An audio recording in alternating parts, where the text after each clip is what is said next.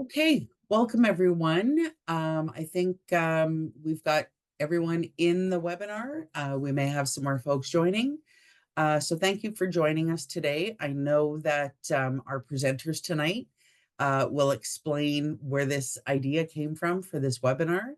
And with that, I would like to introduce a group of members that are part of the Union Leadership Development Program, and this is part of their project. So I will turn it over to our members on Team Pivot.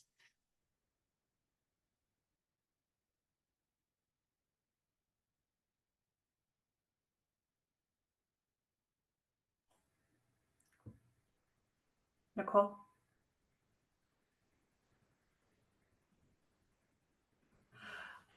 I got this. Hi, everybody. I'm Cass.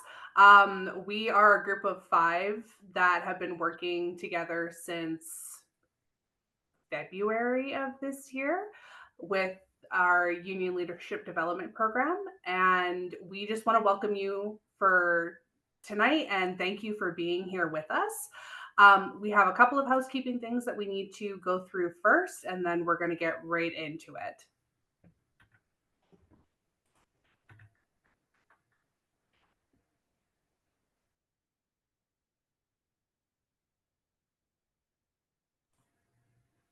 Michelle, whenever you're ready. Okay, on the prairies, there are multiple treaty lands. We cover Treaty 1, 2, 3, 4, 5, 6, 7, 8, and 10. Myself, I live and work on Treaty 4 territory, the city of Regina, and all the people here are beneficiaries of this treaty. Treaty 4 is the lands of the Cree, Saulteaux, Dakota, Nakota, Lakota, and on the homeland of the Métis Nation. And this is my personal land acknowledgement. Treaty 4, also called the Capel Treaty, as its first sightings were conducted on September 15, 1874 at Fort Capel, Northwest Territories. Additional signings or adhesions continued until September 1877. We as colonizers of this land must recognize the harms that we have occurred and still occur to Indigenous communities. We have the duty to consult and uplift the voices that colonizers fought to take away. We must check our privilege and to teach ourselves on how to be better allies. We must ensure that seats are open and safe at our tables. We must commit to ongoing learning about Indigenous histories, cultures, and contemporary issues, listen to Indigenous voices and perspectives both in person and through other means. We must advocate for policies and initiatives that support Indigenous rights, sovereignty, and self-determination, speak out against injustices, and work towards addressing systematic inequalities faced by Indigenous peoples.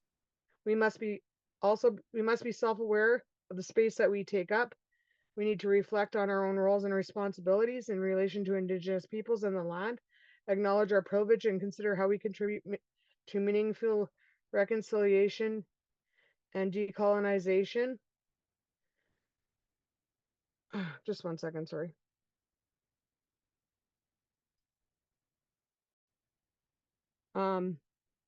Decolonization efforts in our daily lives. Please reflect and learn about the territory that you work and play on.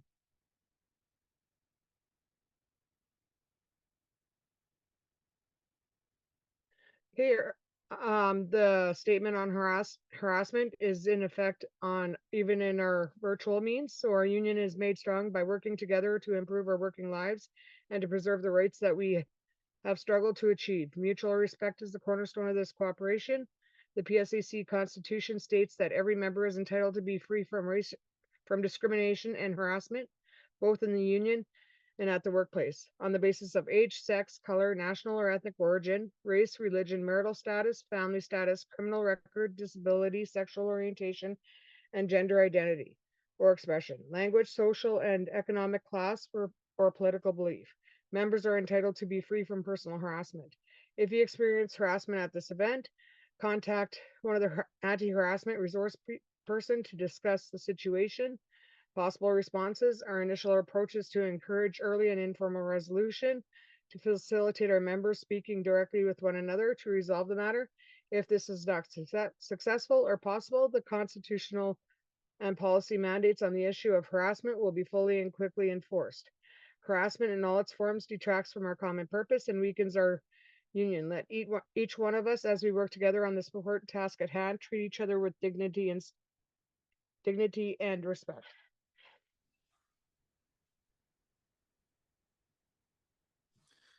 Thanks, Michelle. So you're wondering who we are and why we're here. So we are participants, as Cass said, of the PSAC Prairies 2024 Union Leadership Development Program.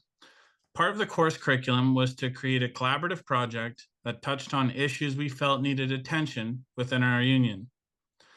All of you should have received a survey sent out from the regional offices a couple months ago, asking on your opinions on different things that matter in the union. This evening is the results of those answers. We're joined tonight by our PSAC Regional Executive Vice President, Marianne Hladun, and unfortunately, our Regional Education Officer, Caroline Klug, couldn't make it tonight. We're going to answer some of the most common questions we've received from the survey and give you an opportunity to ask questions later on. Please use the chat function and write your questions in the chat.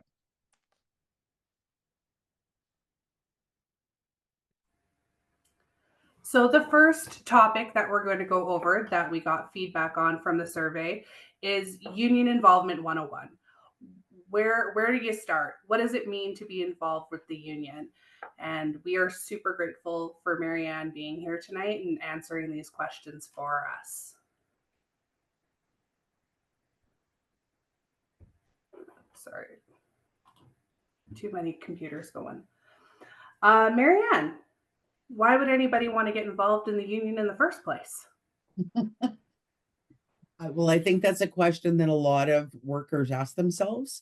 If they've never been in a unionized workplace before, then, you know, and some unions are more participatory than others.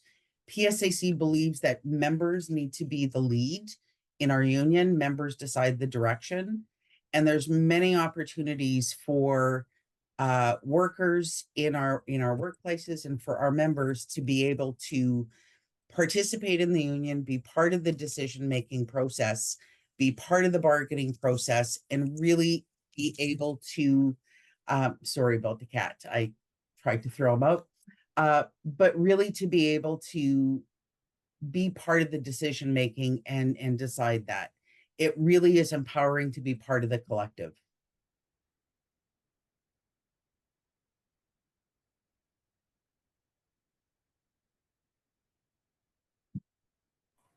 Sorry, folks, I'm got too many things going on here. The next question, how does someone join a union? Okay, so for all the folks that are on the call and for those that are working in departments that we already represent, in Canada, if you are in a workplace that has a union, you have to pay union dues. That's part of a court decision from way back when, because you benefit from it. But in order to be considered a member in good standing, you do have to sign a membership card. So if you want to participate in activities, you want to take education, you want to be on committees, you want to attend conferences, you do have to sign a union card. So you can use the QR code that they have up on the screen. You can find it on the national website, psacunion.ca, and fill in your information there. Or you can find your local executive and fill out a physical membership card that gets sent in and inputted into the system. So that's for members that are already in the workplace. We also organize workers outside of all of you that are already members. So if, if you know folks that need a union, want a union, we're more than happy to have conversations with them confidentially. We don't release that. We realize the threat that there is for workers that are seeking to create a union, to form a union in their workplace. And so if anyone is interested, they can email prairieorganizing@psac.com or contact any regional office, and we'll have a conversation to see if we're the right union for you. And if we're not, I will always make sure that I connect you up with another union that's the best fit. Thank you.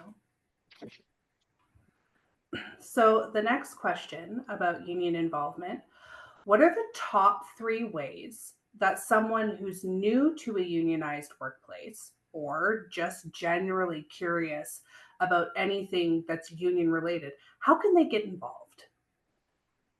Well, the first thing is information, right? So the first thing I always say to folks, go play on the website.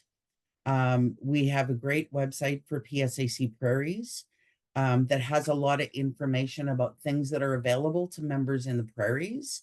You can see what committees we have, you can see what training is happening, um, and and you can get information. We have all the social media channels, which is really good if you want to just sit there and kind of see some of the activities that other members are doing when we're sharing pictures of members taking action and doing things. um, we have, once you are a member and you're signed in as a member, we have some really great online training. And so you can go to the national website and log into this online training. We say you can do it on your own time, sitting on a couch with your laptop with a glass of wine and a cat in your lap, and just go through. And there's some introductory courses that just kind of take you through a little bit so that you have a bit of a basic understanding. And I love the slides that you put up. There are no dumb questions. There are no stupid questions. Talk to your local. Do they need any help? Do they have open executive positions? What do those, what's the workload on there? There's a lot of places to get information, and you'll find something that will click with you. Maybe you don't want to be a shop steward, you don't want to do grievances, but you're interested in human rights work or women's issues, or you're a young worker. There's a place for everybody. And if you go to one and it's not your thing, try another one. That's so awesome. Thank you. And I'd just like to take a second to remind anyone that if you have any questions for Marianne at the end of this, please put them in the Q&A part of this meeting so that we can see them and so that we have a chance to take a look at those before we move on. Our next presenter is Nicole, and she will take you through the next bit. Hi, everybody. My name is Nicole Akanak. I'm a member of the pivot team here with ULDP. I'm a member of Local 30125. So Marianne, the next thing that we'd like you to chat about is who can participate in union activities, such as education or training sessions? So for any type of education, whether it's in the office or it's virtual, if you're registering, you just have to be a member in good standing, which means you have to sign that membership card. If you're not sure, you can call the regional office. You can check with your local to see if you're showing on their list as being in good standing. Education opportunities are available to every single member. So we have 30,000 members in the prairies. You can register for all of those as long as you are a member in good standing. Online courses, we do some virtual, we have the in-person, we have conferences. All of these different opportunities in our committees are available to any member in good standing. Thank you. So I've got a scenario for the next question, or small. Anyways, I'm an employee that requires accommodations to fully participate in union events. What kind of accommodations does PSAC offer to folks with disabilities, family responsibilities, or environmental sensitivities, for example? Mm-hmm. Yeah, I mean, we fight to make sure that members' accessibility needs are met in the workplace, and we do the same in the union. So all of our events that are in person are sent free, because we know that there are many members with chemical sensitivities, and it is life-threatening. So when we are doing an in-person event, you will be asked to identify any allergies, any dietary restrictions, and to the fullest extent possible, with enough advance notice, and you'll be asked to provide information by a certain time. we will do what we can to accommodate that. Whether it's, in some instances, we may need a doctor's note to just determine exactly what you need, no different than the employer, all done confidentially. But if you have a requirement, some folks need things printed, or they need, mobility issues, or, any of those things, we need you to identify it, and we will work with you one-on-one to make sure that you're able to fully participate. On the family responsibilities, we have a comprehensive family policy. It's not a child care policy because we also include elder care. So if you are responsible for either dependents, children at home, or you have elder care responsibilities, you can request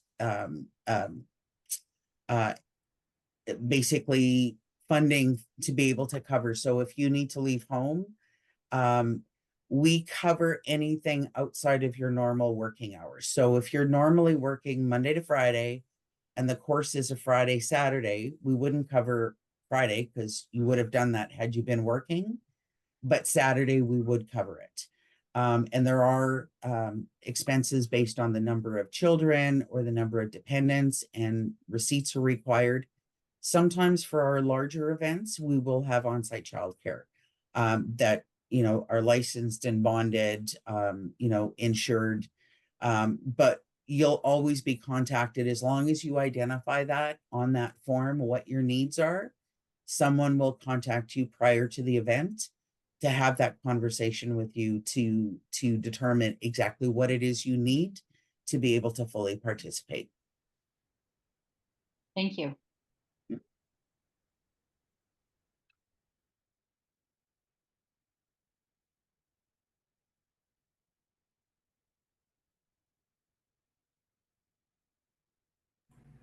Okay, I have the next questions regarding roles, responsibilities of your local component in PSAC.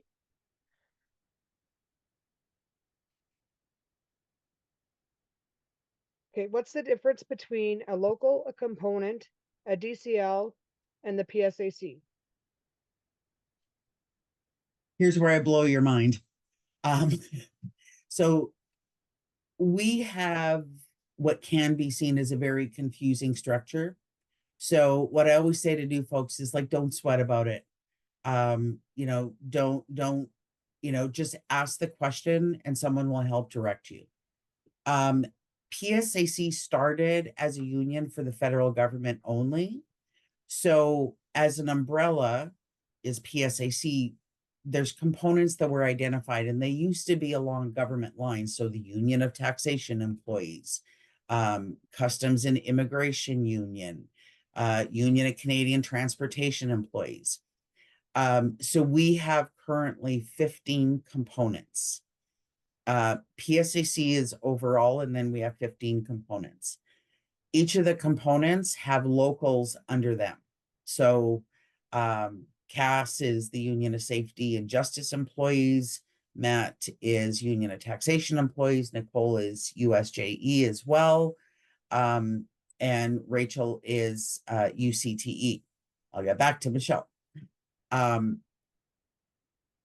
Anything that happens in the workplace, so whether it's health and safety, whether it's filing grievances, it's harassment complaints, violence complaints in the workplace, the components are the direct responsibility. So they will help you with that.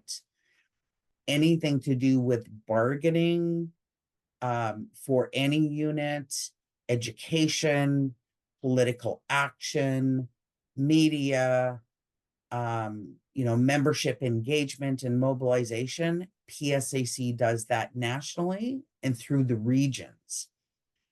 Now, we also have directly chartered locals. Those are locals that are not part of a component.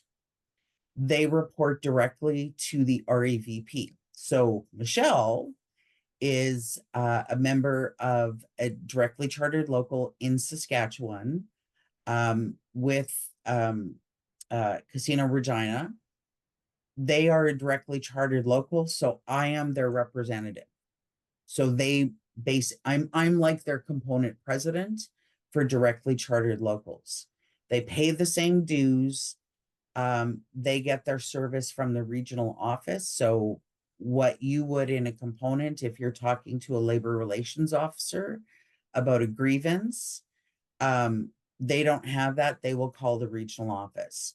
We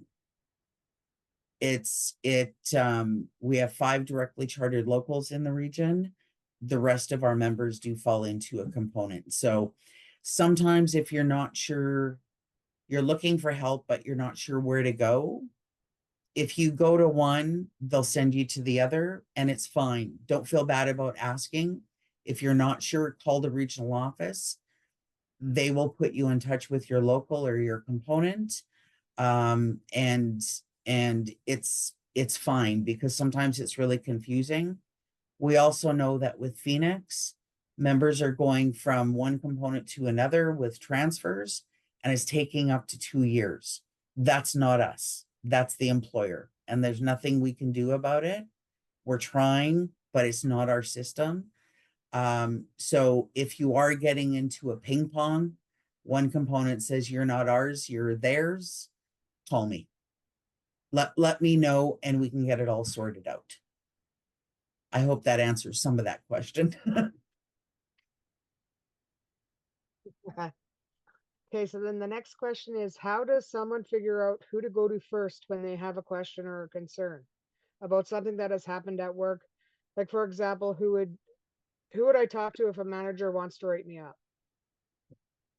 Yeah. So again, I guess I kind of answered part of that, but anything that happens in the workplace, you're going to your component if you're part of a component. So you're going to go to your local. So if your manager comes and says, I want to have a discipline meeting, I want to do fact finding, so they're not calling it discipline, your first question should be, I want my union rep with me. That's always the first thing that you say. And they'll say, oh, no, don't worry about it. We're just going to have a discussion. No. Go find your union rep. I know it's a little bit more challenging with people in the office, not in the office, spread out geographically within a local. But anything like that happens, your first contact is your local. So your local president, if there's a shop steward in your work site,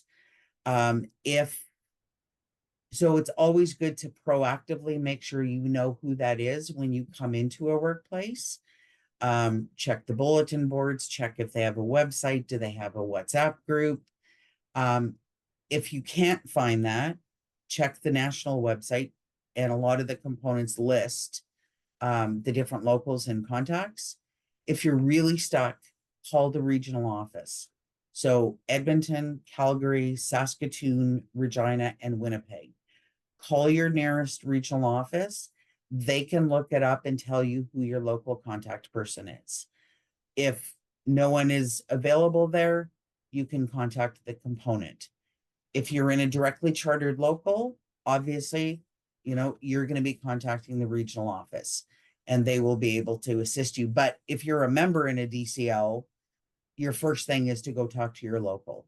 If no one's available, then go to your regional office. But never be afraid to ask for someone to go with you. Even if it's as a witness and an observer, even if they don't have a voice, at least you have that support with you.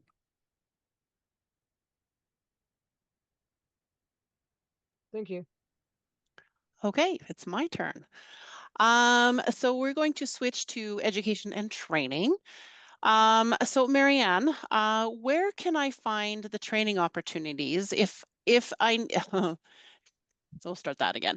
Where can I find the training opportunities if a need arises in my local? How do I request specific training not mentioned in the training schedule? Great question. The foundation of everything we do is education, right? empowers our members. It gives our members confidence to be able to go forward. It really sets the base and helps you kind of determine your path in the union. And so we have different forms of education right now. So I mentioned the online training. The online training is really great because, some of the online, it's self-directed. So you go through it on your own pace. There's little quizzes at the end of each little chapter, just to kind of help you reinforce the information that you got.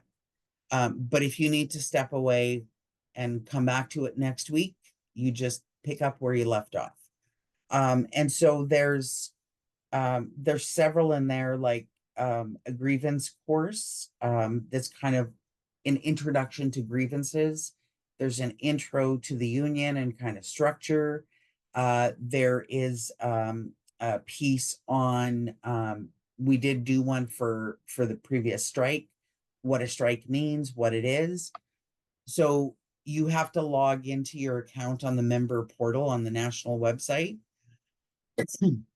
I will say sometimes it's really finicky because it's based on what the employer, your name, what the employer is.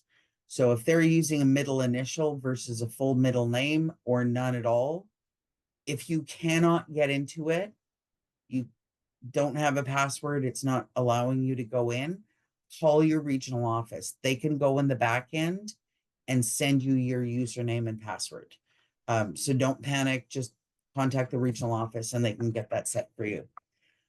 We do a lot of in-person training in the regional offices. The basics of training is the Talking Union Basics. That is one course that every member should take. It's a 2-day course. There's no commitments. It explains what it means to be in a union. It explains more than we can tonight, how PSAC operates and where the opportunities are and who does what and what you can, where you can volunteer and you can get involved. There is an education allowance. So if you're outside of Edmonton and you need to travel, we do allow for that. If you are on shift, if you are working when the course is being offered, we do cover loss of salary. We cover family care if required. So no member should necessarily be out any money to take education. So I really encourage you to go to, especially the Prairies education. So psacprairies.ca.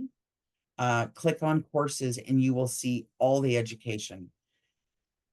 If members want specific education, I think that was the question, sorry. If there's something that, you're interested in, but you don't see, please call the regional office. We have, obviously we're not able to deliver everything all the time, every session. But the regional offices are always talking to members and then making a suggestion either to offer a course that we already have but haven't offered for a while, or sometimes we will write new material if there really is a need for that members want specific information. So let the regional office know.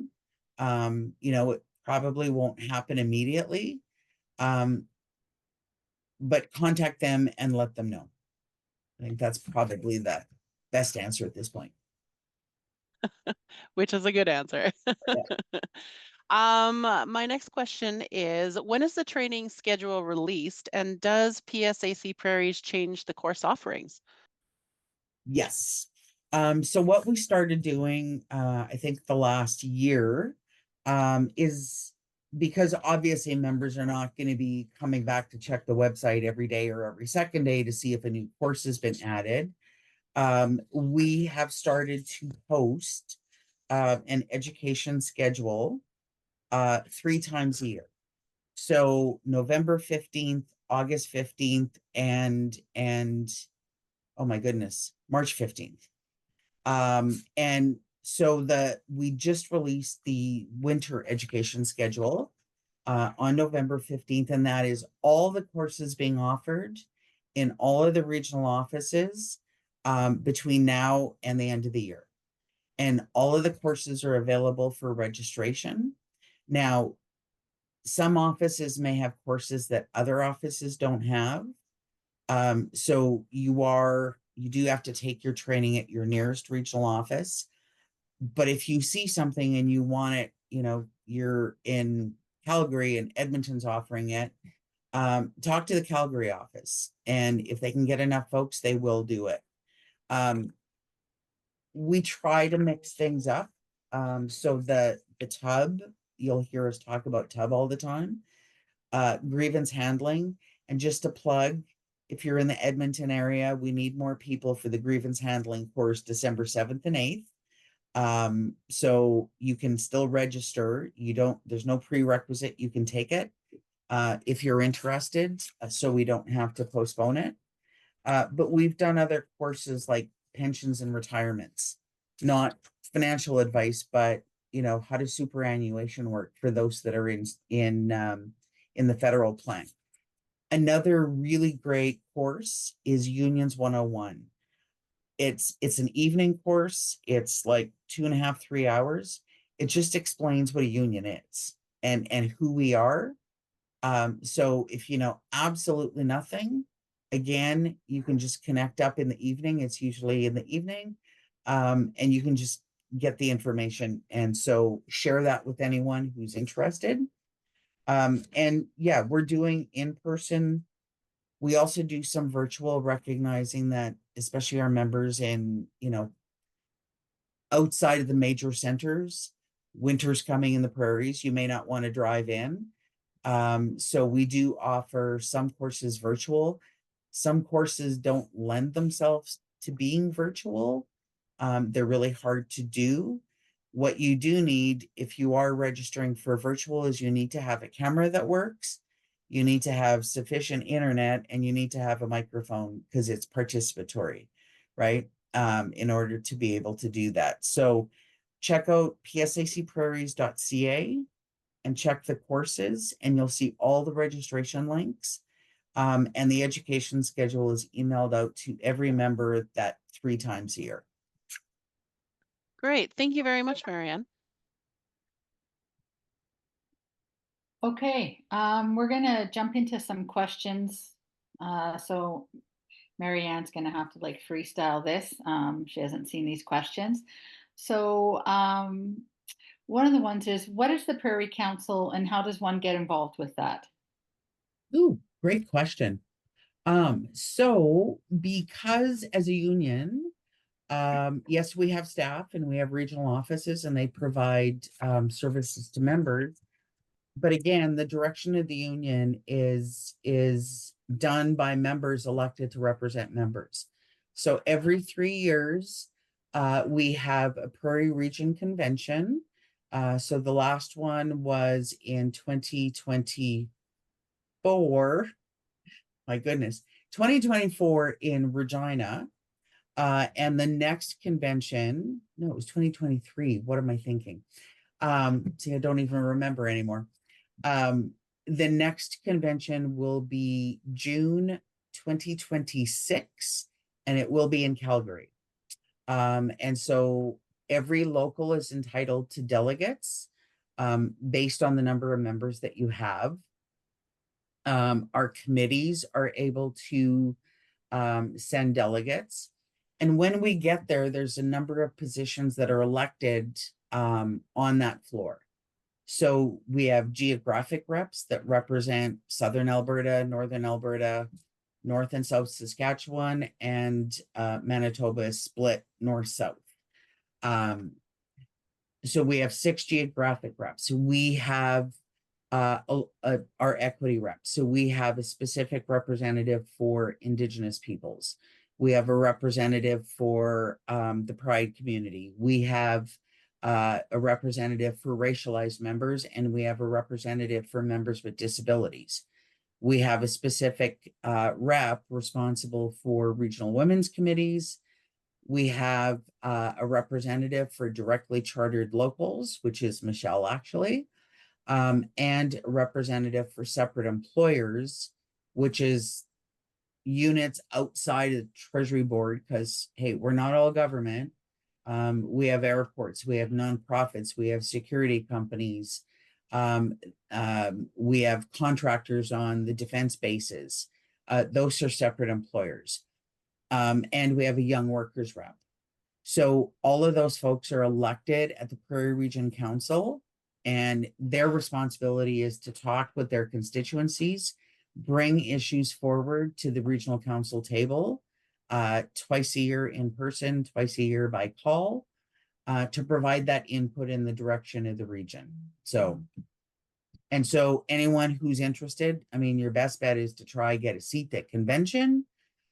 Members do not have to be a delegate to run for a position, but you would have to find your own way there. And you have to be nominated and seconded by a person who is a delegate. Thank you so much for that. We have another question here. Are there any campaigns members should know about in the Prairie region, and how can members get more involved in social justice work? Excellent. Yes, so there are a few things happening at the moment for our federal government workers agency and Treasury Board. Of course, the return to office, the prescribed presence is front and center at the moment. So we have established a Prairies working group that any member that's interested in taking action and being part of a planning process to plan activities across the region can participate in. So if we'll post the contact us, the email address that you can send to, and we'll add you to the list if you want to participate in that. And even if, there will be activities coming forward before the end of the year on that. But I think the other place where members really have an opportunity to participate is our committees. And so I mentioned a few of them. So we have regional women's committees in several locations.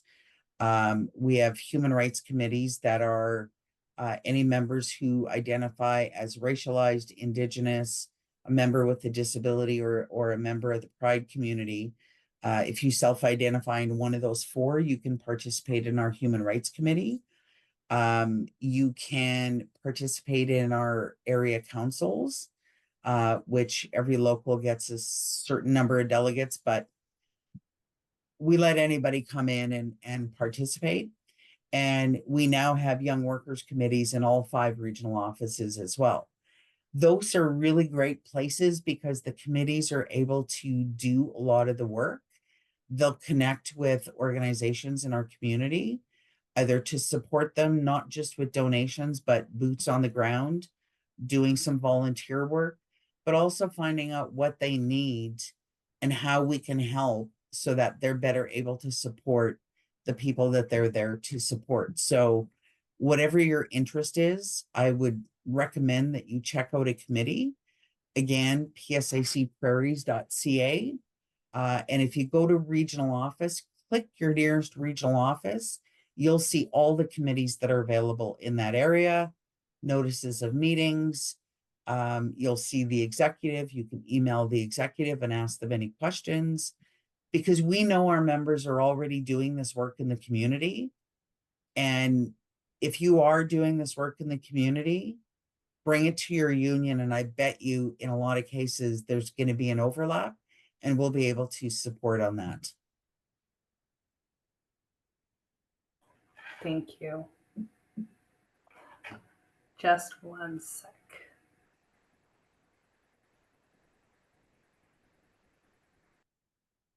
I think it's me. Another question is, can you give examples of different types of work that committees do? Oh, yes. Our committees are connected to their community. And the one thing that we've really focused on in the Prairies, and I think it's a Prairies thing, right? We help our neighbors, right? You don't let someone, fail. you do your best, you're all, you help out, and it's a two-way street. And so our committees are always looking for opportunities to make that connection. So, a lot of our committees, like this time of year, are looking at doing clothing drives. They're doing mitten drives. They're doing, sock collections. They're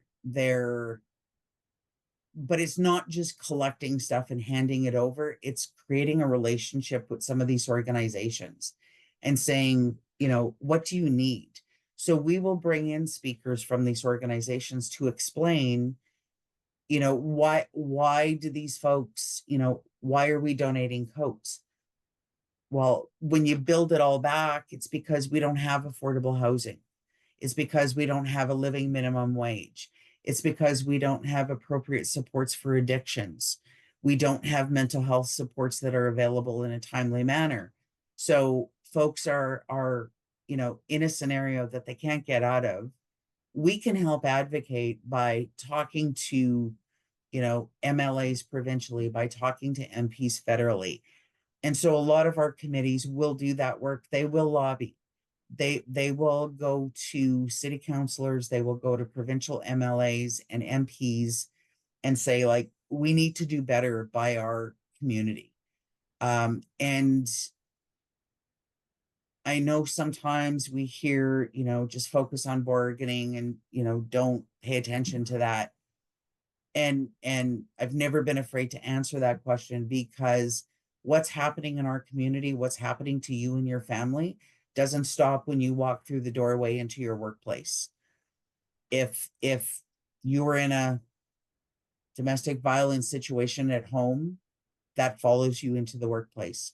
If your child desperately needs mental health supports that are not available to them, or you have to pay privately because it's not available in the public health system, that's coming with you to work. That means you may be disciplined for not focusing on your work. And so all of these things intersect. And so our committees are doing a lot of that work. They're volunteering with organizations, but they're also, constantly talking to MPs and MLAs and focusing on what's happening in the community, and doing a lot of fun stuff.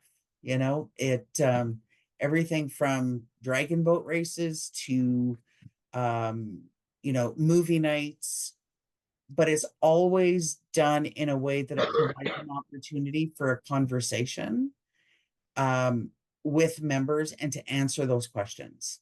So, if you have ideas, if you think, something that, might be of interest, bring it forward. Now, we hope that if folks are bringing stuff forward, they're willing to volunteer to help coordinate things, because volunteers are volunteers, right?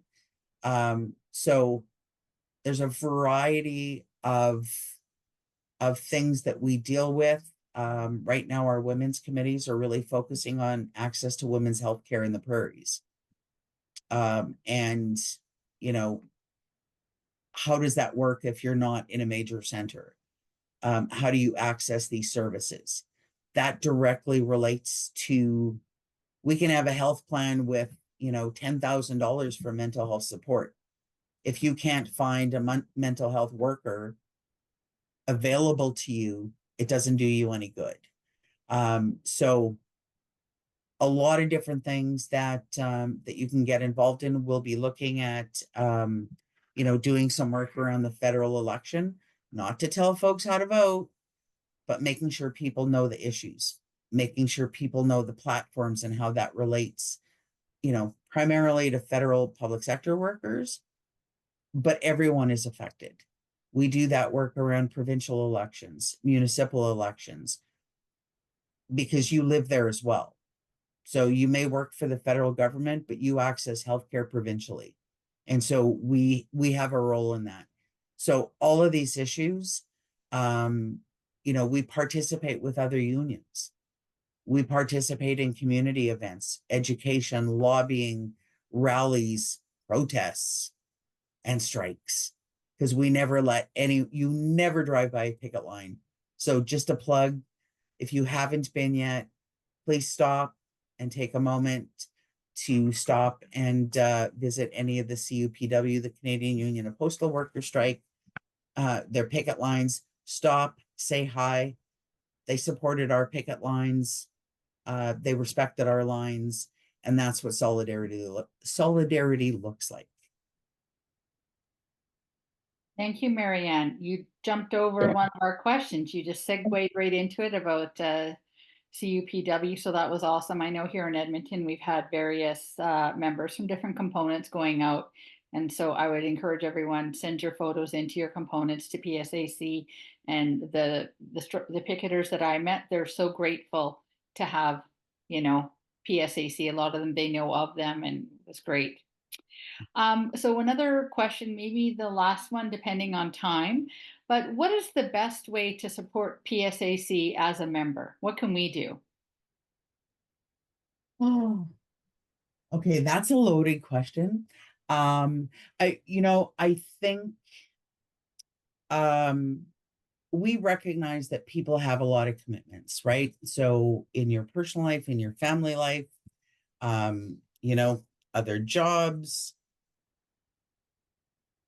that everyone has their own circumstances and will never presume anything, right?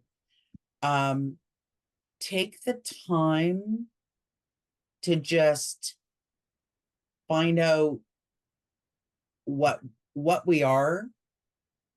And I always say to folks, like, try something. Like, if you think you might be interested in a human rights committee, go, right? Maybe it's not for you. Maybe you didn't click, right? So maybe it's like, okay, well, I'll try the area council, right? Or maybe it is your local. You don't have to be a shop steward. Maybe you just agree to share information in your work site, but you're not going to do a grievance, right? I think we try to create opportunities for members to participate. Training.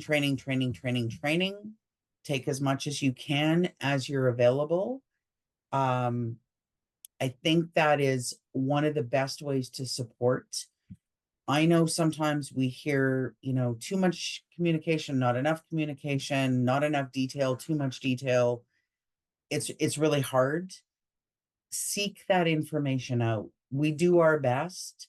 If there's something you're looking for, let us know.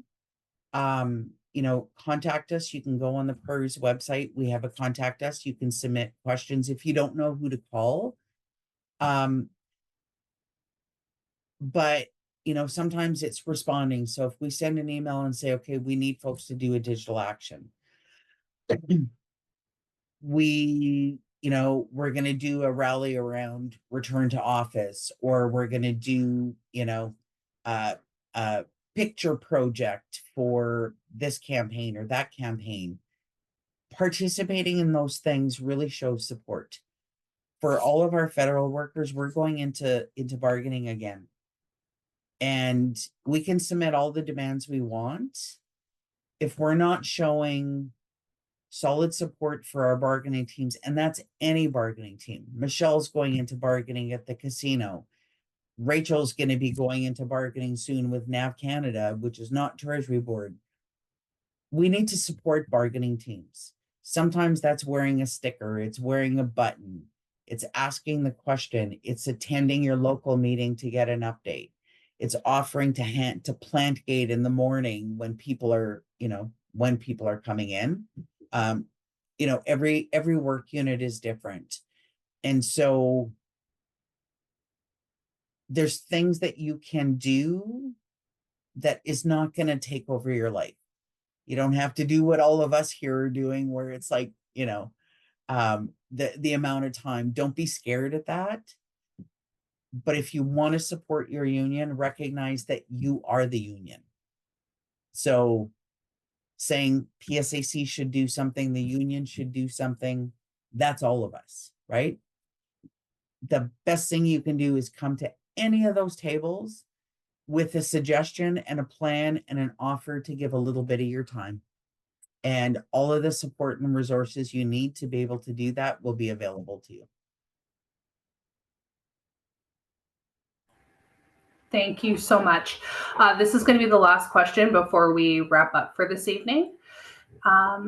Is there any education or communications being developed to engage new members in short, a few minute segments like videos?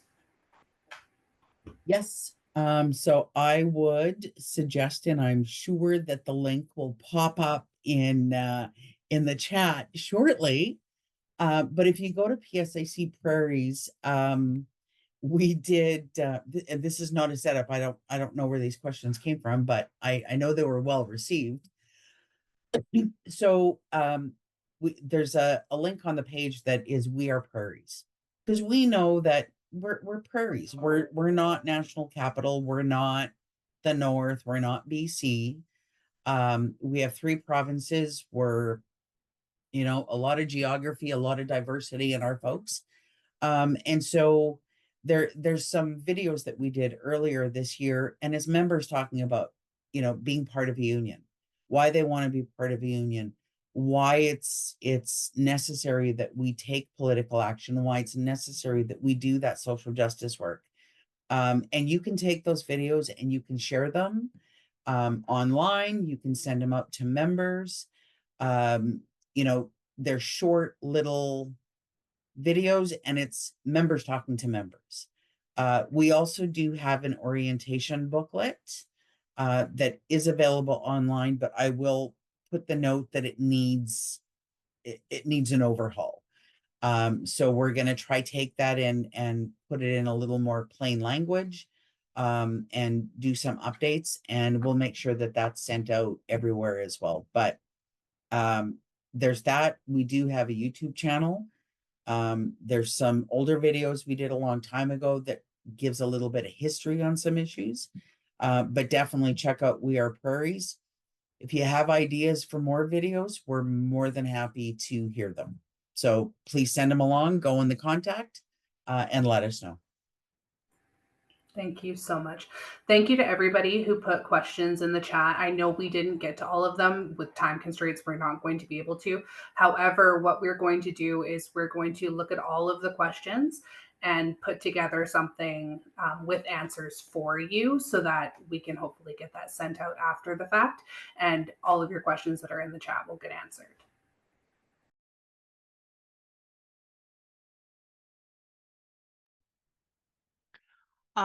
So I just want to say a thank you from ULDP group Team Pivot, and thank you to Marianne, and thank you to everyone for joining us. We are so grateful that you took the time out of your day, or out of your evening, I suppose, to join us for our webinar. If you have any questions after tonight, please reach out directly to your local executive, your component, or DCL contacts.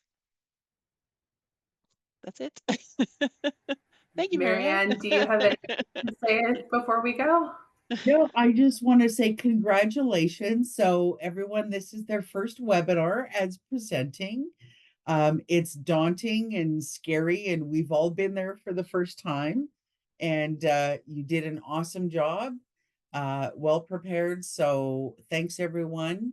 For those that are attending, if you have ideas on topics or subjects that you might want some follow-up on, or things, let us know, because we're able to adapt as much as possible. And I will say that especially if you're doing virtual, if you have like AGMs or you have local meetings, if I'm able to attend, I try to do as many as I can. If members want to talk about something in particular, contact my office. More than happy to do that if we can make it possible. So thanks to everyone. You guys did great. And thanks to our staff that are in the back that were helping get everything connected. And have a good night. Thank you, everybody.